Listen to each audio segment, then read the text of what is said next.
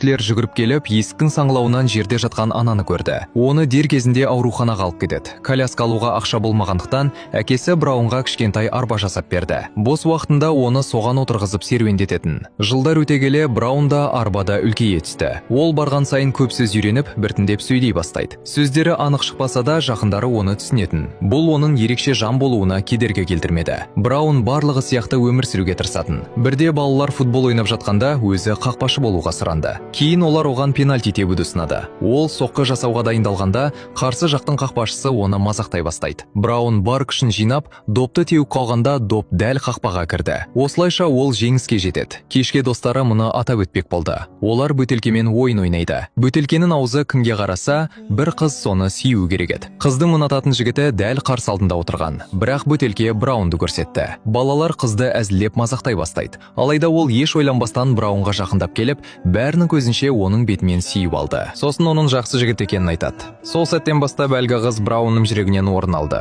Ол ғашық болып қалған секілді. Сол түні ол қызға арнап сурет салады. Келесі күні қыз сыйлыққа қатты қуанды. Алғашында суретті өзі ұнататын жігіт салған шығар деп ойлап, құрбыларына мақтанып көрсетеді. Бірақ олар суреттегі Браунның қолтаңбасын көріп күліп жіберді. Қыз ұялып суретті жұлып алып қашып кетеді. Артынша Браунның үйіне келіп суретті өзіне қайтарып берді. Осылайша Браун алғашқы махаббатынан айырылады. Бір күні отбасының басына тағы бір қиындық түсті. Әкесі жұмысынан айырылды. Бұл олардың табыссыз қалғанын білдіретін. Қыста жағатын көмір алуға да ақшалар жетпеді. Түнде балалар бір төсекте бүрісіп тоңып шығатын. Келесі күні бір жүк көлігінің кузовынан абайсызда көмірлер шашылып қалады. Көшедегі адамдар көмір теруге жүгірді. Балалар да аздап көмір жинап үйге әкеледі. Сол кеште